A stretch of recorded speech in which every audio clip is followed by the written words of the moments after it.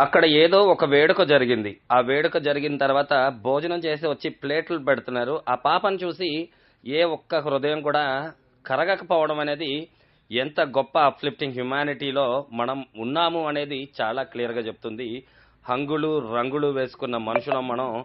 Uplifting humanity గురించి అప్పుడప్పుడు మాట్లాడుకుంటూ ఉంటాం. కానీ మన కళ్ళ ముందున్న దాన్ని మనమే చూడలేని దుస్థితిలో బ్రతుకుతున్నాం.